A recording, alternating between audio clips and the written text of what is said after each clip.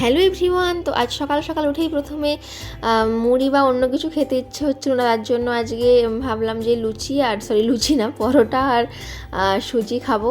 তার জন্য প্রথমে জলটা গরম করে নিয়েছিলাম, তারপরে ভালো করে ময়দাটাকে ময়ান করে তারপরে জল দিয়ে হালকা হালকা করে জল দিয়ে ভালো করে ময়দাটাকে নরম করে মেখে নিয়েছিলাম। তো ওটাকে এক সাইড ঢাকা দিয়ে তারপর এখানে সুজিটাকে প্রথমে ঘি আর এলাচ আর তেজপাতা দিয়ে একটু নেড়ে নিয়েছিলাম। তারপর দুধটাকে ফুটিয়ে ওর মধ্যে সুজিটা দিয়ে এরকম একটু পাতলা করে সুজিটা করেছিলাম। তো এরকম হয়ে যাওয়ার পরে সুজিটাকে নামিয়ে নিয়েছিলাম।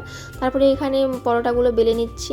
তো আমি 2 পিস পরোটা এখন করব, আর বাদবাকি ময়দাটা মেখে রেখে দিয়েছি, কারণ রাত্রেও হয়তো আজকে পরোটা করতে হবে, যেহেতু আজকে আমাদের নিরামিষ আছে।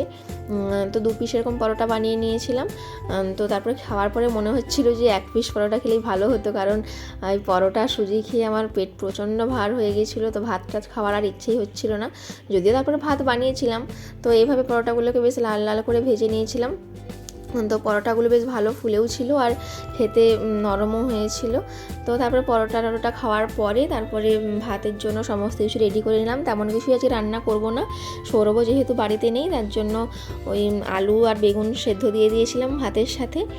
আর রাত্রে খেসারির ডাল ভিজিয়ে নিয়েছিলাম, খেসারির ডালটাকে বেটে নিয়েছিলাম, ওই একটু শুকনো লঙ্কা জিরে আর আদা দিয়ে বেটে রেখে দিয়েছি। আর ফ্রিজে অনেক ধনেপাতা পড়েছিল, তো ভাবলাম ধনেপাতাগুলো দিয়ে একটু চাটনি বানাই। তো ধনেপাতা আর তেমন কিছুই না, আর ওর সাথে একটু কাঁচা লঙ্কা, লেবু আর নুন দিয়ে ওটাকে পেস্ট করে নিয়েছিলাম। তো ওটা আমার ভাত দিয়ে খেতে খুব ভালো লাগে নিরামিষের দিনে। তো এই সমস্ত করে টোরে নিয়ে তারপরে ঝাঁট দিয়ে নিচ্ছিলাম। তো তারপরে মুছেও নিয়েছিলাম, কারণ আজকে শনিবার ছিল।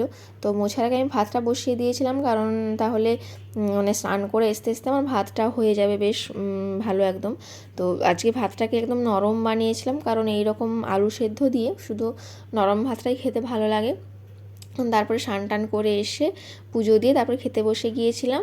তো আজকে আমার মানে তেমন লাঞ্চের মেনু সেরকম কিছুই ছিল না। তো ওই খেসারির ডালের বড়া আর ওই ধনেপাতার চাটনি আর আলু বেগুন ভাতে।